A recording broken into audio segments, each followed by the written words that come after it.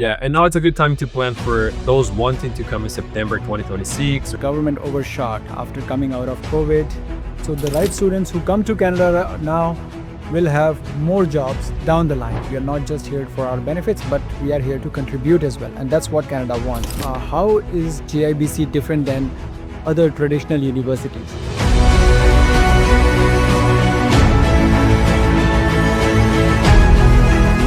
Hello, Rod. Good morning. How are you doing? I'm good. How are you? Wonderful, wonderful. Thank you so much for joining in such a short notice. Really appreciate your help. My pleasure. Always nice to talk to you. Welcome to IE and All Connect. Thank you. And I understand you arranged all this at such a very short notice that you have your trips coming up. But thank you again. Yeah, next time we can do this in person, but I'm about to leave for a recruitment trip, and I think this was the best time. It's better to do it now than wait, I don't know, a month to get it done in person.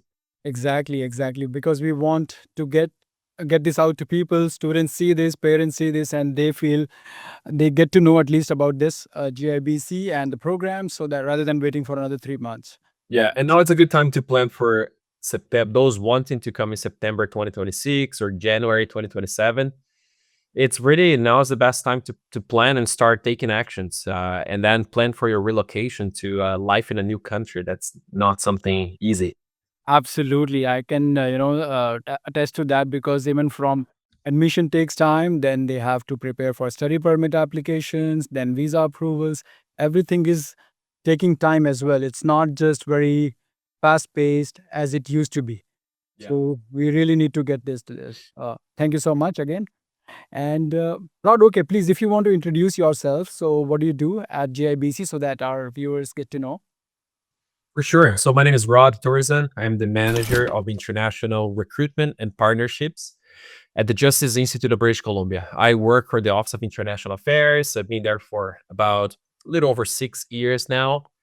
And part of my role is really to create connections and talk a little bit about the programs that JVC offers that work well for international students.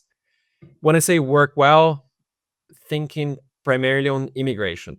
So we usually focus on the programs that are eligible for the study permit and post-graduation work permit. We have many other programs. I'm happy to go over some of them, but they are some of them are too short, or they're restricted for people that got higher in some of the careers that they come back to JBC to do the restricted training. So yeah, I think today we can talk about the college, the institute, and the programs that work very well for international students.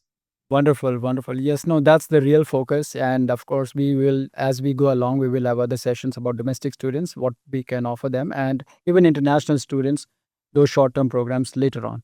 But yes, let's coming back to our international focus. So as you mentioned, Rod, you have been working in this industry and with JIBC for 6 years. So what sort of differences are you seeing right now as compared to what you saw earlier now to recruit those students now?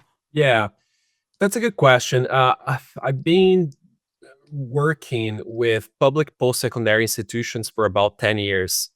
When it comes to immigration and international mobility, things come in waves, right? Nothing lasts for forever. So yeah, we're definitely seeing we saw. I mean, we in recent years we had COVID, where people were forced to start studying online from home, and then eventually, whenever possible, they were able to come here. Immigration was more flexible with regulations around studying, meeting the requirements to study full time in person in Canada. And then coming out of it, I think the message was that Canada was very welcome and in need of temporary residents to come back and get the economy going again, right? Getting Yes, different industries, yeah, hiring again. And then it sounds like we overshot. We brought in, I mean, too many people, so we saw the largest population growth in Canada, equivalent to post-war years. And then, as anything with government, they either overshoot or undershoot. So I think right now we're undershooting in a way where we're seeing that students, international students coming for high school universities, 4-year degrees, and masters and PhDs, their approval rates are as high as have ever been, and they're still coming. What we're seeing is a small decrease of approvals, study permit approvals on the college sector, and that's due to an increase on financial requirements. They have increased the amount of money that you have to prove, that you have to sustain yourself. And I think even though they increase, that's the reality. You end up needing that much money right in your first year. So they're sort of right on that. What else? We're seeing limitations on the spouse work permit.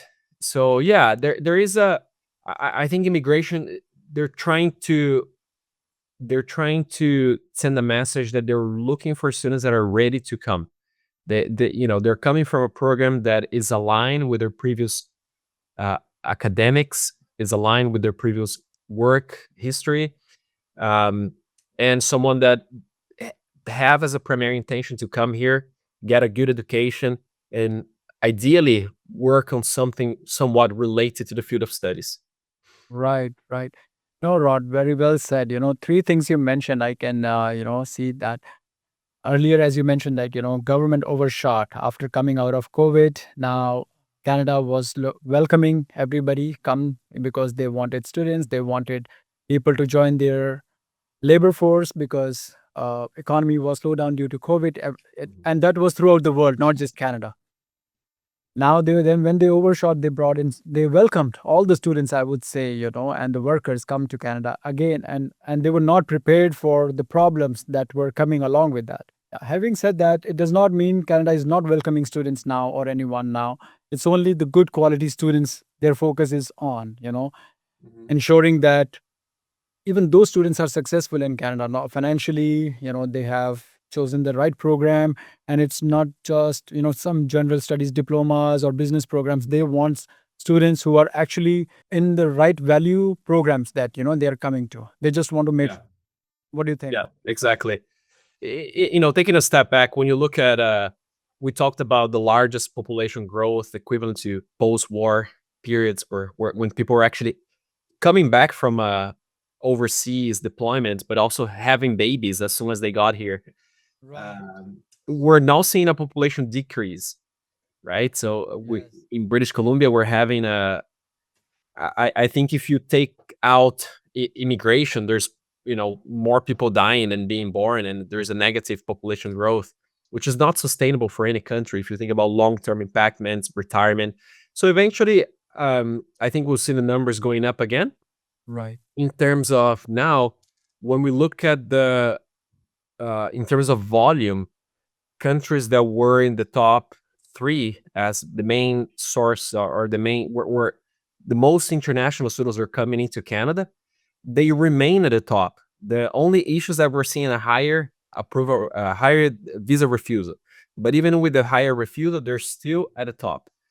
So yeah, maybe now's a good time for students from all international students to reflect if they're really ready to come now, if now is the best time, or if they should focus on, they may be working a bit more in your home country, upgrading your English, saving a bit more money, and having a stronger study permit application.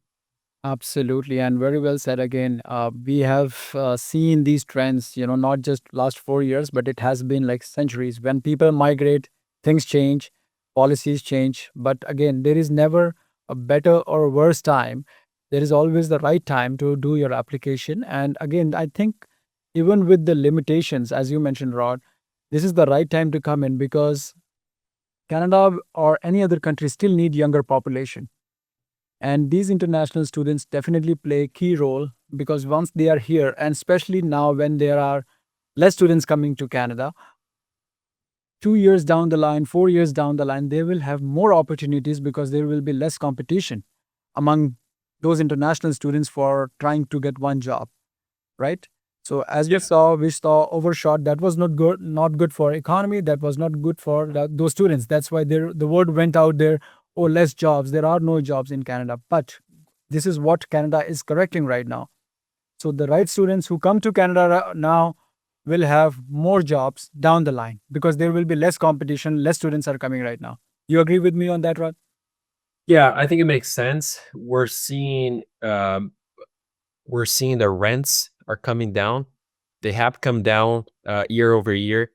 I believe on average about 10%. It's way less competitive. So that's what we talk about rent and jobs because that's what happens when you have a huge population increase or a decrease on the population, right? You see an impact on the demand for basic necessities, such as rent and jobs, pretty much, and but also goes to daycare. It goes on to healthcare, access to healthcare. So yeah, I think it's finding a good place to rent. It's much easier now and more affordable. I think finding your first job, even if it's an entry level job for you to get started, get that Canadian experience, start having local references. It's easier. Immigrate Unemployment. I think in British Columbia it's around 6%, meaning that 94% of the people are employed. So yeah, I think things are pretty stable. I understand that there's this perception that it's harder to come and maybe gives an idea that Canada's not as welcome as it was in the past. I don't see it that way. I think the country is just looking for the right profile of students with genuine intention of studying and someone that's ready to do so, uh, in a way that when you come here, you're ready to get into the job market. You're ready to work on what you studied. You're financially prepared. Um, in case you don't get in case you don't get a job. And again, we have to think that once you apply for a study permit, you should be coming here to study.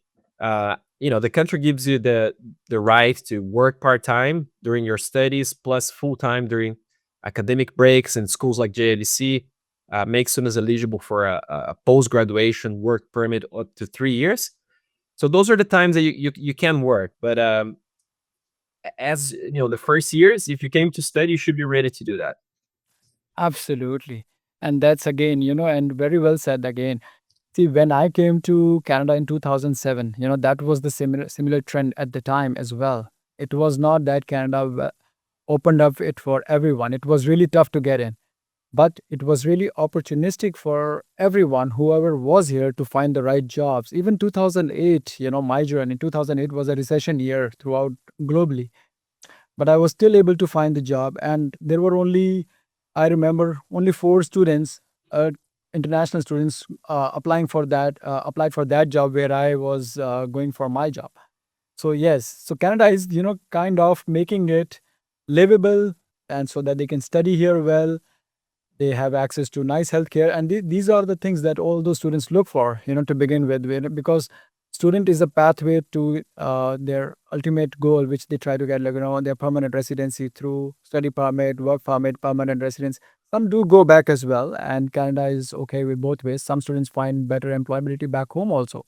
Some want to stay here, but they have to work towards it. They have to show that, yes, we will be contributing to Canadian economy. We are not just here for our benefits, but we are here to contribute as well, and that's what Canada wants.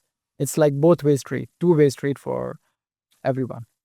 Exactly. Right. Yes. Now students, what do you think, are more focused on education or employability as well after their education? So, what the students you think are looking for in today's market? Well, I think when they come here, they're usually interested in both, right? Everybody wants to study to eventually get a job. That's the ultimate goal. And if they can do that here, great. Depending on the country, on the nationality of the students, they see studying abroad in different ways. Some people see as a potential pathway for immigration into Canada. Some people see as coming to Canada to get a good education, um, internationalize their career, and go back to their home country, either to get a job or to pursue something that their family is involved on. So yeah, it depends.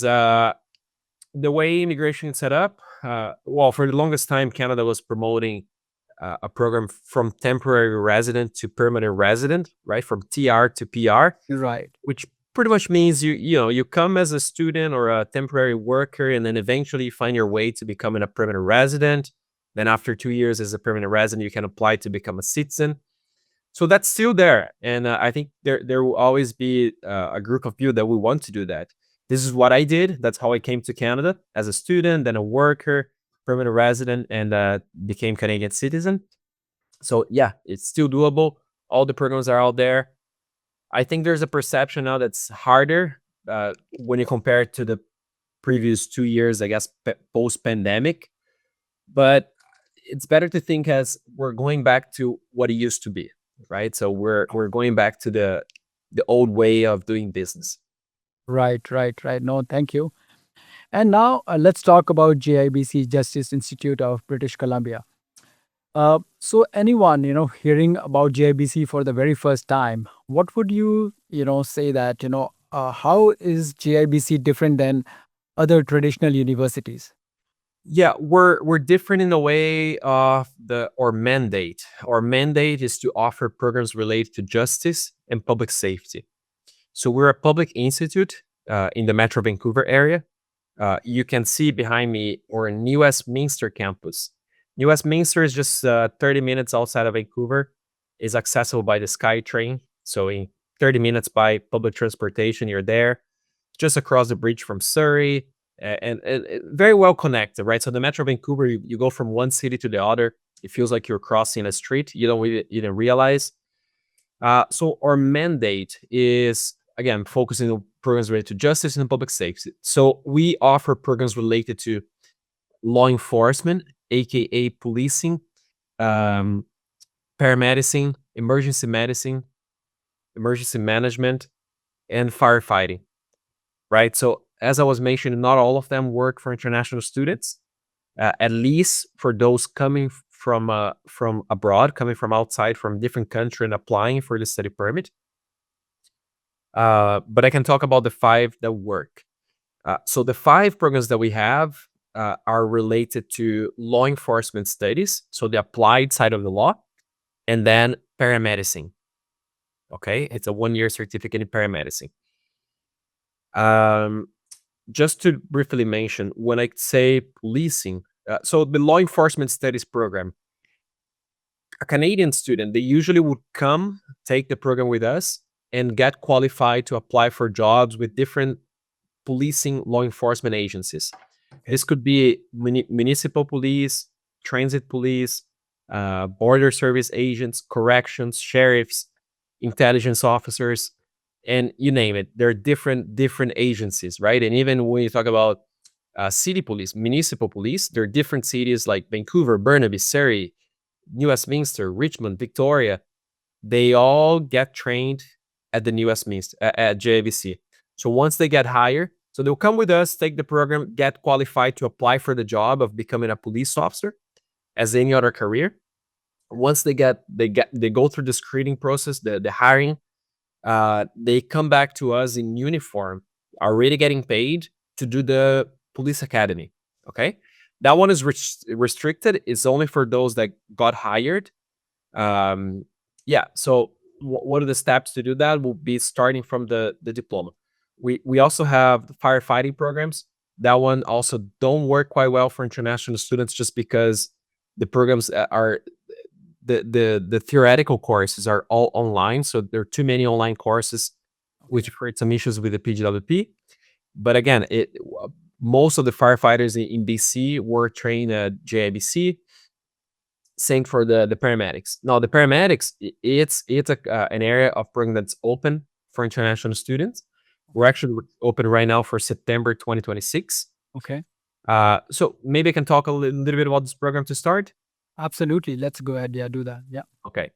So it's a 1-year primary care paramedic certificate. Okay. The last 2 months, it's a practicum term. So we find a placement for them with the health authorities inside an ambulance shift. So they come to school, they do the 10-month paramedic academy, in person, hands-on, full-time. Okay. And then they go for the practical placement, following real paramedic calls. So they'll be job shadowing real paramedics inside an ambulance, taking real calls. And that's a requirement for them to graduate. It helps them with, what to expect get the hands-on, boots on the ground experience. Then they have to go and write the exam. It's a licensed career here in Canada. The good news is that JIBC students have a higher passing rate than the average. Okay. It's about 85% of the students pass the exam right on the first try. Okay. And then they get a post-graduation work permit. Okay. And then they can work as a paramedic here in BC. Wonderful. Paramedicine is a unionized career. Maybe they have to start taking shifts or working part-time because it's based of seniority. But I often say that it's one of those careers that there are more job openings than people ready to work. So it's definitely a good field of work if if that's something for you. Now, it is a fast-paced job, hands-on. Um, it's not for everyone. It's in health. You might be dealing with people in stressful, vulnerable situations. Right. So yeah, you really have to have an aptitude for that. Correct. Okay. So no, that's wonderful. And so this program, so what kind of profiles do you look for this program? Like students, what do they need to have as a background? So like, Yeah. So for international students, we're asking them to have already some exposure, some background in health. okay, That because the program is very fast paced. It's made for students to not fail. You're supposed to, once you start, you're supposed to carry on with your class up until graduation. okay, There's some issues if a student fail, they have to step out, they cannot continue because of prerequisites. So we ask them to have some experience in a health related field, either studies or have worked. Um, they need to meet our English requirement, and they beyond meeting the minimum requirement, they need to be very familiarized with English terminologies around health. Right, we're talking about human anatomy, tools, which is not something I'm very good at, but perhaps if you have already studied it, it makes more sense for them. There's a criminal record check. We ask for proof of vaccination. Um, yeah, I think those would be the main criterias. As part of the application process, there's also an interview with the program area. okay, They want to make sure that we have the right candidates. right, This program is extremely popular among domestic students. It's always full. right, So we do reserve some seats for international students, but we want to make sure that we're working with serious candidates that are they're well positioned to succeed, right? So the worst that could happen is if we give it a try with someone that perhaps are not super prepared to start, and then if it doesn't work, it's bad for us. It's also bad for the student that loses money and cannot graduate.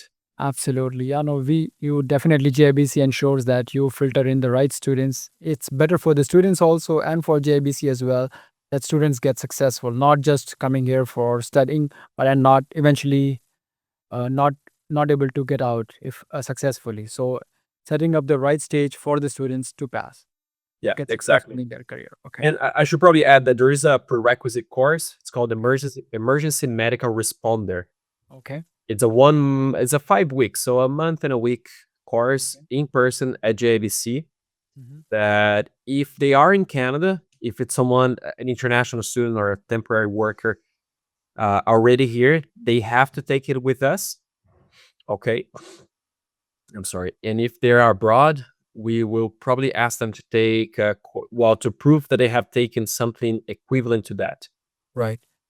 So, Ron, like what students again, like you target, like bachelor degrees are ideal students for you, or grade 12 students with science background, or somebody who has, even if grade 12 student, but has some 1 or 2 years of experience in healthcare field, who understands what you said, the anatomy of it. So, like, what's the ideal profile for this program? Right. Um, I would say that they need to have completed at least 2 years of post-secondary education, Okay. ideally in a health-related field. They don't need to have a bachelor's degree, Okay. but perhaps someone that has work as I don't know, as a emergency medical technician or a nurse or um, yeah, as a paramedic somewhere else, as a firefighter, or yeah, we have had international doctors and dentists that have taken this program, right? So they do have a bachelor's degree. What we see is that sometimes international high school students that are very young, with, we're talking about 18, 19 years old, even if they come from a science background, not always they're that well prepared to start in the program. Okay, so it might be better for them to get some education in their home country, and yeah, and then apply if they are already here. If, let's say, if it's someone that's hoping to transition, change areas, fields of studies, if they're already here, they probably have had the chance to adapt and catch up with their English skills. Correct. Plus, they will have to come and take the EMR, the Emergency Medical Responder prerequisite course with us. That's a 5 weeks course, and it's a great tryout to see if this is it's the right program for you. If yeah, to see how much how you find the EMR. Is it easy for you, or do you struggle too much? I think that's a good tryout to see if that's the right program. If it's worth continuing into the 1 year certificate. What we see is that most students do that. They take the EMR to join PCP. But yeah, that's a good trial. That's a good, no, no, wonderful. Thank you for, explaining that part. So basically, it's for everyone, whoever has interest in pursuing this program, and definitely like 2 years already, if they have studied something that will set up their maturity level. And then if they want to change their careers as well, they are most welcome to join in this program, correct? Correct. And of course, someone with doctor level, someone who has been a nurse, it's a great program for them also. Yeah, it is. And again, some careers like being a doctor, a dentist, a psychologist, a lawyer, um, unfortunately, they're licensed, or fortunately, they're licensed everywhere in the world, and going to a different country is not as a straightforward uh, uh, uh, pathway, right? So you have to be creative. Sometimes you have to start from somewhere that you can solve your immigration issues, get a good education, start getting your job. So you start just spending money, you start actually making some money, and then eventually you work your way through. So we see that with the paramedics program. We talked about how we have had dentists, nurses, doctors from other countries, but we also see that in the law enforcement studies program. Right. So Yeah, let's talk about that also. Yes, yeah. thank you, Danny. So the law enforcement studies, we have 3 credentials: a diploma, a bachelor's degree, and a Okay. post-baccalaureate diploma. It's a postgraduate. They need to have a bachelor's degree to start. Okay. The postgraduate is the one that we see most international students applying to, Okay. whereas the undergrad, the diploma and bachelor's, we see some international students. I would say about 15% of the students are international, but most of them are domestic. No, when I talk about the postgraduate, and going back to my point, we see a lot of lawyers applying for this program. Hmm. Okay, it is a program related to Canadian laws, international law, criminology, sociology, little bit of police foundation, conflict resolution, psychology. So it is a pathway for someone that has a law background. Okay. Probably around 60-70% of the students are lawyers, are international lawyers for the Perfect. program. And there is a pathway for them to go do the credential evaluation. There is an organization called NCA, National Committee Accreditation. Okay. It's an external organization. Their job is to revalidate credentials from international lawyers that want to practice law here in British Columbia. Okay. So we have had a few students that went through the process that are practicing lawyers licensed in BC. Some of them, they work as mentors for future students wanting to go through the same process. Interesting. It is a separate process. Again, the postgraduate at JIBC will help you with a 2-year study permit, 3-year post graduation work visa, great education, all the supports that you need. Yeah, and give you the opportunity to start working as soon as you get here and as soon as you complete the school. And then in the meantime, you can, if you're interested, you can also do the NCA process. That one takes about a year and a half. Uh, it can cost up to $3,000 more, but again, you will become a lawyer in BC, and that's also a high paying career. Oh, wonderful, wonderful. So help me understand this. So student like somebody who has already done law internationally, now they get their evaluation done through NCA, Yeah. okay, and they also pursue your degree here, correct? Yeah. Is that right? And then once they graduate, so they are certified lawyers, or they have to pass any another testing exam as well here.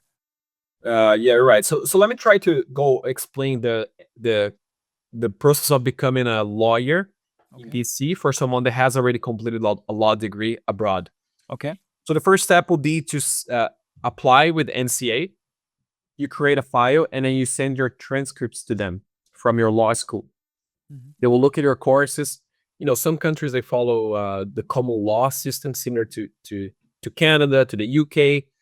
In Latin America, for example, most of the countries they follow a civil law system. Okay. So they will look at it and they will determine how many more courses or how many exams can you take to prove that you meet the same education that someone that studied law in Canada would have done. Okay. Pretty much catching up with the common law curriculum. Okay. Or someone from India, Nigeria, UK that follows the common law system, likely they'll have to take less courses. So it's usually somewhere between 5 to 8 courses. So you have two options. Either you take the course or you challenge the exam. Okay. What we see is that our students, they prefer to challenge the exam. So they study on their own. Right. MCA provides you with study materials or an index of what is expected for you to know. Okay. Then you can pay and write the exam. If you pass, that's it. You have to pass. You pass the five, Yeah. 8 courses, and then you pretty much get a letter saying that now your education is equivalent to the same education that a lawyer in British Columbia has had. Right. From that point on, you still have to do the same process that any lawyer, a local lawyer, domestic lawyer would have done, which is to do an articling. It's an internship in a law firm. Okay. There might be an exception if you already have experience back home. You can prove that. Maybe you don't have to do it, but generally speaking, you have to do 6 months of articling. You find a placement in a law firm. You work under a licensed lawyer. Then you complete that step. Um, then you receive a letter to that that you can write the bar. You can write the exam, right? So you have to write this bar. Body. Once you write the bar, you're good to practice. You get a license to practice. Right. So if I understood you right, Rod, so NCA helps them determine the credit transfer or evaluation, like, through that process, how many credits they have to do, what's pending. And they do those courses with you, correct? So they don't. You wouldn't do the courses with us. The NCA courses is done. It's managed by them. Okay. So Okay. that's a separate process altogether. NCA Yeah, process is separate. Okay. exactly. It is a separate process. Yeah. So that just so we're clear, JBC is not a law school, even though we offer programs related to law enforcement, and we are a police academy. We're not a law school. I think around us there is Thompson River University in Kamloops that has a master's in law, and then University of British Columbia. Right. Now, I hear that they're extremely competitive to get in, almost impossible for international students, and they're very expensive. Okay. Okay, so this will be an alternative pathway for someone that wants to become a lawyer. If you go online on YouTube and you look for testimonials of international students that have gone through the process, you will find a few, and they'll explain how was the process. One unique thing about Canada is that you become a lawyer in the province, not even in the whole country. Okay. Uh, Interesting. yeah, but the process is somewhat similar all over the country. Right. So sorry, just to understand this one more thing, like, so JIBC is not a law school. So student wanting to know, okay, I'm coming here to study 2-year degree, right? Or diploma. So then how does it help me become a lawyer? Like, what's the bridge that JIBC is playing in between them and becoming a lawyer? Right. Well, when it comes to the programs, I would say that the courses are very relevant to law and criminology. Okay. There are lots of courses around, international law, Canadian laws, ethics, um, yeah, research methods, and then there is for once it's a program that's related to their previous studies. You won't believe how many lawyers I see that are taking an MBA in business, and then once they're here, they hear about the postgraduate in law enforcement studies, and they want to transfer to JIBC. So look around; there are not that many options for lawyers, and again, when you go for a master's of law or a law school, they're very competitive, very difficult to get in for international students, and very expensive. Right. JBC offers very affordable tuition. We're talking about around $18,000 per year. Okay, so there is the fact that it will solve all their immigration situation. So 2 years of studies plus 3 years of post graduation work visa. Right. And then we have a support network. Because we have had so many students that have so many lawyers that have gone through this pathway, right? Of starting with us and then going through the NCA process. There's a network of support of students that are currently doing that, students that have done it, students that have completed, became lawyers, and already have a job working as a lawyer. So we're happy to connect them and help them navigate. But again, I just want to be clear, and that's yeah, I guess the best we can do here.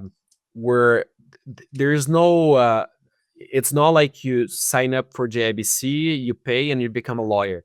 It's really something that if you want to do that, it's possible, but there is a journey to get there. Okay, Absolutely. and we're here to help. Absolutely. So you provide all the basic support that student would need, the network of it, as you mentioned, and the courses. So once they graduate, they get 3 years of work permit, and there are avenues to become a lawyer. So there is a process, but there is a pathway through JIBC, basically, and then they get onto that path of becoming a lawyer. Yeah. Yeah. Perfect, perfect. So now, Rod, we talked about paramedic medicine. We talked about lawyers. Now, how about the first thing that you had mentioned about becoming a cop? How does that play a role for international students at JIBC? Yeah, you're right. So I joke that in any country in the world, you cannot be just a temporary resident and expect that the government will give you a gun and the power to arrest someone. So you need to become a permanent resident first. Yes. Now, on campus, when I look around the people that have been recently hired, the police cadets, and I look at their last names, a lot of them are, you can tell that they're international last names, right? They're either first generation born here or people that have naturalized. And we have had quite a few international students that started with us as international students and now are actively working as police officers. So yeah, you have to become a permanent resident before you can you can work for some of the law enforcement agencies. Right. No, you can get jobs in the public sector as a temporary resident, meaning during your PGWP, you can definitely apply for jobs in the public sector. Okay. Okay? I was just referring to specifically of becoming a police officer. So that one is after you become a permanent resident. Okay. But before you get there, so let's talk about as soon as you get here.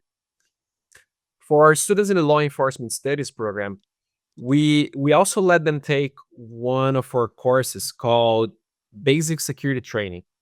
Okay.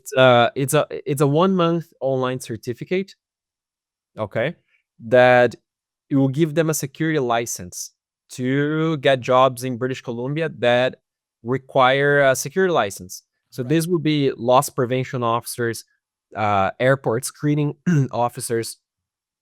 What else? Working in casinos, work installing security cameras, working as a locksmith. So any job that might involve anything related to security, you need a license. And the only school in British Columbia that offers that license, JLC. Okay. It costs $1,000 for international students, but we're letting them take for free. That just to boost their employability, right? So as soon as they get here, first semester, They can take this course, have the license to practice a number of restricted careers that only people that have the license can do. And then, and then from there on, they can get their first job. If within the policing security context, they will start getting jobs in, again, airport screening, compliance, auditing. For lawyers, they can start working as paralegal, legal assistants, contract administrators. Anyway, doing any support function inside a company, a law firm, immigration consultancy. Again, if you're a lawyer back home, you don't become a lawyer right away as soon as you land in Canada. So you can support the work, but you cannot sign as a lawyer. Right. No, that makes sense, and absolutely, thank you for laying that out, because it's a journey, and then this one course gives them many options. Now, recently I had a student who was a JIBC graduate. He came to me for PGWP, so he mentioned the same thing that you mentioned about job opportunities. He had 3 job offers. I still have to interview him as well, so that our other viewers are also, get aware that jobs are there in Canada, depending on what you do, what kind of course you pursue here, from where do you do it, and then a great employability factor for you outside. Now, this student had 3 job offers, and he was like choosing which one shall I go for. $28 job, $30 job. Of course, there were some strings attached, like which he wanted to do. Like, okay, shall I pick this job? This job is giving me these benefits, and that kind of stuff. So yes, so as we started out, today's podcast. So Canada wants those students who are actually willing to contribute to Canadian economy, not just generic diplomas or general studies programs. Now, your programs fit well into what Canada wants. So it's a good fit for international students. Come here, do these programs, and then there are many jobs out there for them to pursue, which Canada wants. So Canada gets what Canada wants, you get what you want, and eventually transition yourself to a permanent resident or citizen. And then if you want to become a police officer, then there is a pathway for you already. The foundation, you have already passed that. Yeah, and maybe the last thing I want to mention is that we're seeing this AI revolution, and if you look at some of the smartest people out there that work in technology, that we're talking about millionaires, they're saying that probably the best careers that you can sign up for right now Right. Yes. are areas related to trade, right? So we're talking about plumbing, electrician, Correct. carpenter. And if I were to expand on that, I would also include paramedics, police officers, correction officers, because these are high demanding careers, and they are AI proof. That's a key point. You really said that, because those jobs AI can never take away. And Yeah. there will be more and more future into these after graduating from these programs from JIBC, and they will have less competition, even no competition from AI ever. Exactly. And they're very well paid. I know that the reality in some countries, maybe a police officer does not get does not have a great reputation, or maybe does not get well paid. But just as an idea, a Vancouver police officer, they start with a $93,000 salary as soon as they got hired and they're going through school.